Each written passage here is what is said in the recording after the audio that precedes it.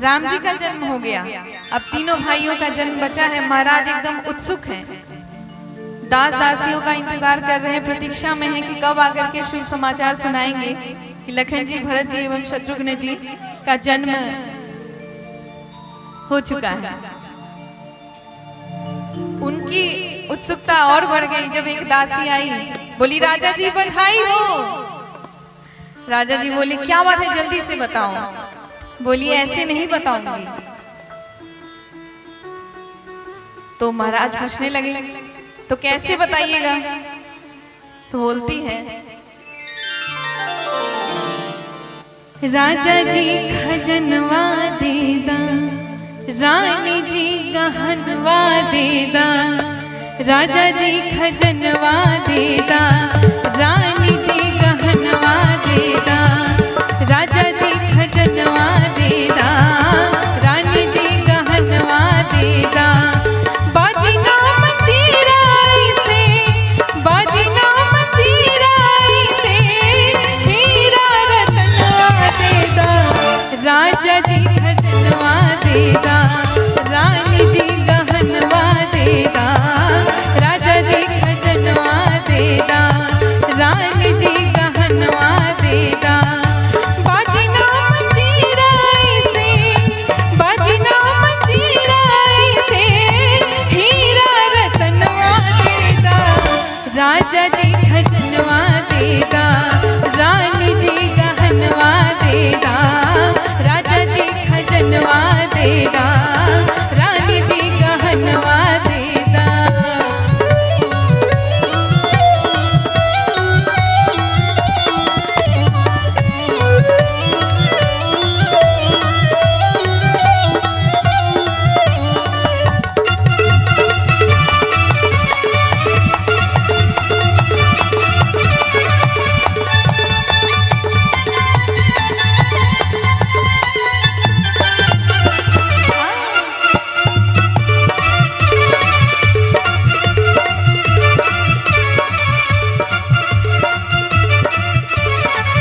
राजा जी की उत्सुकता और बढ़ गई।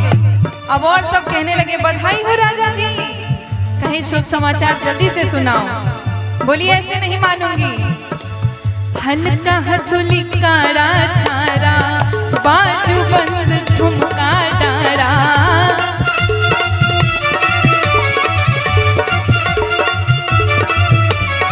क्या क्या लेंगी उसकी पूरी फरमाइश चालू हो गई। हाँ, हल्का हंसुली काड़ा छाड़ा, बाजू बंद झुमका डारा।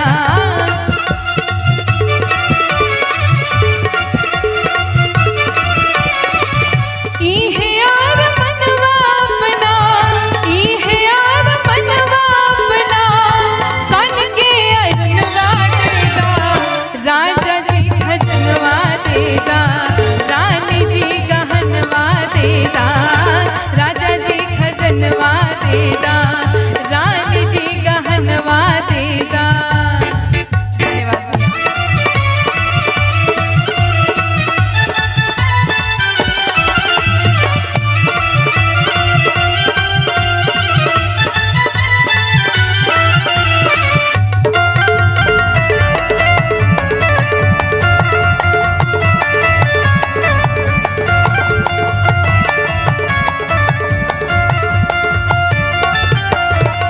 राजा जी से, महाराज से दासी ने थोड़ा बहुत मांगा।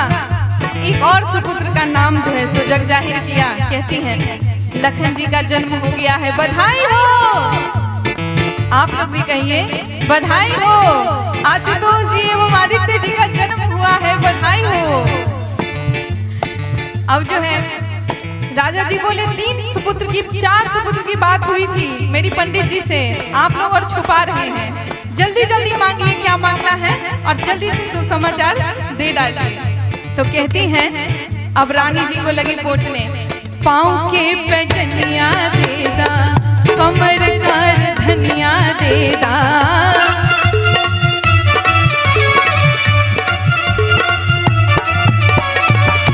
पाँव के पैजनिया देदा, कमर कर धनिया देदा।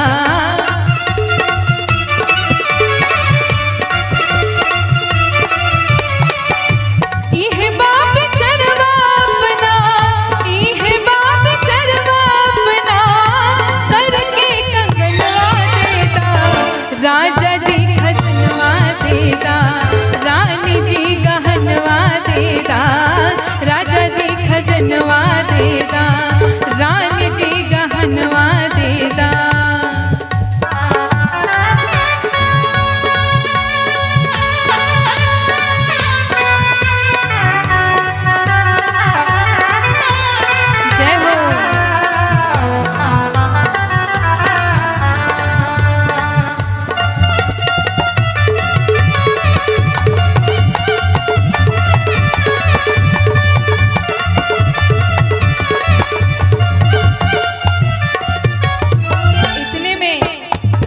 एक दासी कोने में खड़ी थी। राजा जी पूछने लगे तुमको कुछ नहीं चाहिए?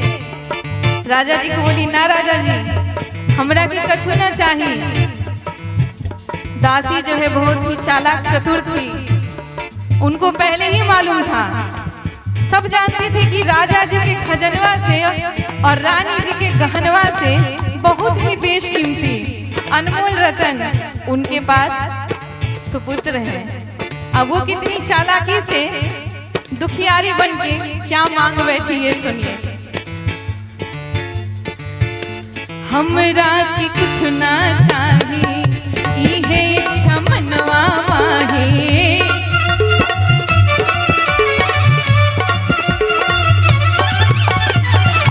हमरा की कुछ ना चाही, इहे इच्छा मनवा माहे।